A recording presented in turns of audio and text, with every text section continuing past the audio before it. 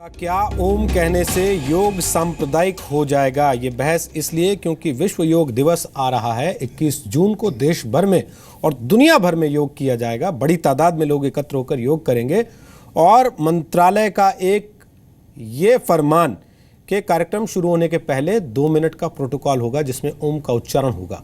उसको लेकर राजनीतिक पार्टियों ने हंगामा मचा दिया। राजनीतिक पार्टियों के साथ साथ कुछ मुस्लिम धर्मगुरुओं को भी इस पर ऐतराज है कि ओम का उच्चारण क्यों मैंडेटरी किया जा रहा है। उसी पर हम बात कर रहे हैं। हमारे साथ तारक फतेह हैं जो कि जाने माने कॉलमिस्ट हैं, कनाडा से हमारे साथ स्काइप से जुड़े हैं। मौलाना अंसार रजा हैं, सामाजिक कार्यकर्ता हैं। हमारे साथ आचार्य प्रतिष्ठा हैं, बेनीवाल साहब यहाँ स्टूडियो में मौजूद हैं।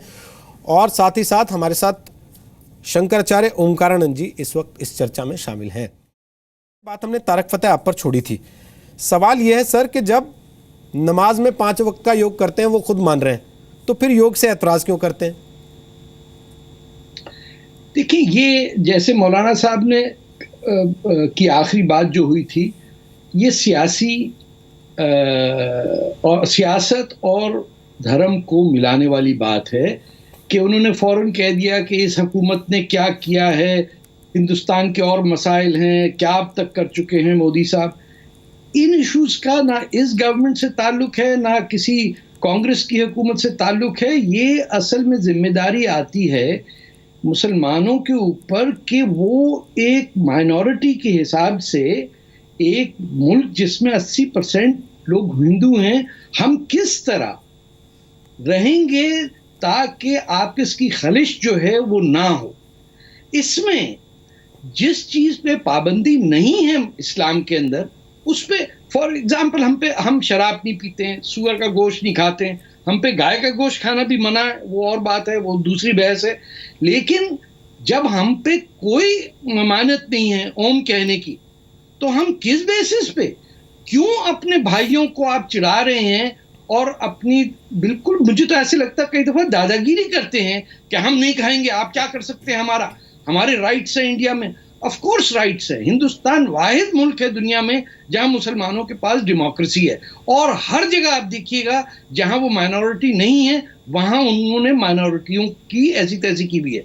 इस मुल्क में, इस धरती में जहां मुसलमानों का हर हक उनको मिला है डिस्पाइट बीइंग अ माइनॉरिटी, वहां एक मुसलमान ओम कह के अगर 10 हिंदुओं का दिल जीत लेता है तो वो बेहतर है, या टीवी पे आके कहें कि हमारा मजहब इसकी इजाजत नहीं देता। और जब मैं ये पूछता हूं कि भाई कहां लिखा है कुरान में कि ओम मत कहो, तो उनके पास जवाब नहीं होता है। वो जातियात पे उतर जाते हैं, पर्सनल अटैक करने लग जाते हैं। हमें वाकई मुसलमानों को हिंदुस्तान में मौलवियों से जान छुटानी होगी और हुकूमतों से कहना होगा कि ये मौलाना लोग हमें रिप्रेजेंट नहीं करते, इनकी अलग दुकानें हैं, हम नौकरियां करते हैं 9 to 5, हम दफ्तर जाते हैं। हम क्या कनाडा से? मैं तो कनाडा से आकर के रिप्रेजेंटेटिव करेंगे क्या? मौलाना साहब, आपकी दुकान चलने रहेगी, आप हमें सिखाएंगे कि 80% के भी 80 करोड़ लोगों के बीच में 20 करोड़ मुसलमान रहे तो दब करके रहेंगे क्या?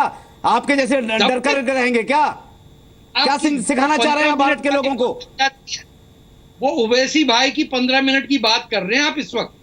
दादागिरी क्या बात हुई? ओवैसी भाई के मातहत आप होंगे, हम नहीं हैं।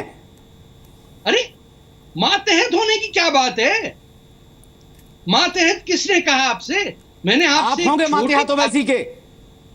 अरे यहां हम तारिक फतेह साहब, लास्ट मर्तबा आपसे गुजारिश कर रहा हूं मैं इंटरनेशनल चैनल पर, भारत में आकर के अगर वीजा आपको चाहिए मिल जाएगा, लेकिन यहां आकर के मुसलमानों को बलगलाने की जरूरत नहीं है। मौलाना, ये सब करने की जरूरत नहीं है भारत में। ना आपके जैसे लोगों को तस्लीम करेगा भारत। मौलाना, वीजा पे ना तो आपके दस्तखत होंगे, ना आपसे पूछा जाएगा देने से पहले। ना हुकूमत की, मौलाना साहब, वीजा पे ना तो आपके दस्तखत होंगे, नहीं है उसकी, ना आपसे पूछा जाएगा देने के पहले। में ऐसे लोगों के सर वापस आइए ना, डिबेट पे वापस आइए। मौलाना साहब तो नहीं करेंगे। मौलाना साहब 3 बार ओम बोलिए, देखिए कैसे आपका पारा ठंडा होता है। क्या समझा रहे हैं आप? मौलाना साहब 3 बार ओम बोलिए, कैसे पारा ठंडा हो जाता है। अपने मुल्क से वफादारी नहीं कर सके, हमें वफादारी सिखाने के लिए आए हैं। प्लीज अपने मुल्क से जो वफादारी ना कर सका, फिर वापस वफादारी सिखाएगा। फिर वापस आप चले गए पर्सनल अटैक में, फिर वापस चले गए पर्सनल अटैक में। हमें मत सिखाइए वफादारी। मौलाना साहब, तारिक फतेह साहब, हम अपने भारत से बेपनाह मोहब्बत करते हैं और भारत पे मर मिटने को तैयार हैं। मौलाना साहब, मुझे 2 चीजें समझ में नहीं आती। मौलाना साहब ये हमें मत समझाइए भारत से प्लीज मोहब्बत। प्लीज प्लीज अंसार रजा, अगर मुझे सुन पा रहे हैं, आप सुनना चाह रहे हैं, तो मेरे दो सवाल हैं आपसे। एक, हर छोटी छोटी बात पे आप लोग ये नारा क्यों लगाते हैं कि ओम बोल देंगे तो इस्लाम खतरे में आ जाएगा, योग कर लेंगे तो इस्लाम खतरे में आ जाएगा? क्या इतना कमजोर मुल्क समझ लिया, इतना कमजोर धर्म समझ लिया आपने इस्लाम को? पहली चीज, अगर नहीं तो क्यों इस तरह का नारा लगाते हैं बार बार कि इस्लाम खतरे में आ रहा है? और दूसरी चीज ये कि जब आपसे कोई मांगता नहीं तो बार बार सर्टिफिकेट लेके क्यों चलते हैं कि मैं देशभक्त हूं? आपको बताने की क्या जरूरत है? कोई पूछ नहीं रहा जब आपसे कि आप देशभक्त हैं कि नहीं है। जब आप तारिक फतेह जैसे लोगों को बैठा करके हमारे जैसे ऊपर क्या होता है अटैक मौलाना करवाएंगे, साहब, तो यही जैसे बात क्या कहनी होता पड़ेगी ना है, हमें। जैसे क्या होता है, ऐसे 10 लोग ये भी कहते होंगे कि अंसार रजा जैसे लोगों को, देशभक्ति सिखाएंगे क्या? मौलाना जो अपने साहब मुल्क से 10 लोग ये वफादारी भी नहीं कर कहते सके। हैं कि अंसार रजा जैसे लोगों को क्यों बुलाते हैं? फिर आप भाई, दूसरे जहां से गेस्ट का नाम अपमान ना अंसार आया है, करें, वहां तक आप है। तर्कों से अपनी बात रखें। अगर आपको लगता है आप उनका जवाब दे दूसरे सकते देश हैं, का दे। अपमान नहीं कर नहीं रहे हैं लगता, आपके पास जवाब ये नहीं हमें है देशभक्ति सिखाएंगे तो क्या? आप अपनी बात रखें। आपको कौन देशभक्ति सिखा रहा है यहाँ पर? हम बताते मुझे हैं सिर्फ आपको। इतना सा बात का जवाब ना दे तो दीजिए मौलाना। ओम कहने से जब आप इस्लाम बाहर खतरे में दुनिया आ में जाएगा। जाएंगे मौलाना, जब आप बाहर दुनिया में इस्लाम जाएंगे, कभी खतरे में नहीं पूरी आया था, दुनिया ना के आएगा। मौलाना यूएन के कहने के बाद पूरी दुनिया के मुल्क विश्व योग दिवस मना रहे हैं, वर्ल्ड योगा डे। आप बाहर जाएंगे तो भारत योग के देश के तौर पर जाना जाएगा। अपना पासपोर्ट छुपा लेंगे क्या पीछे जेब में कि हम भारतीय नहीं है? हमें योग के उससे मत जानिए आप लोग। वहां पाकिस्तान के झंडा क्यों फैलाएंगे। छुपाएंगे हम? हमने कब कहा कि योग से इतराज है हमको?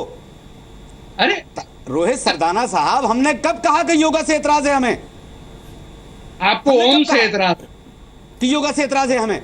हमें तो फख्र है आपको कि ओम हमारे मुल्क ने इतराज। एक तहजीब चलाई, वो पूरी दुनिया में फैल गई। हमें फख्र है इस बात पर अरे कि भारत को योग देश के नाम से माना जाएगा। हमें फख्र है इस बात पे। अंसार साहब हम उसमें से रजा कब साहब इतराज सुनिए कर रहे आप हैं जरा योग बात।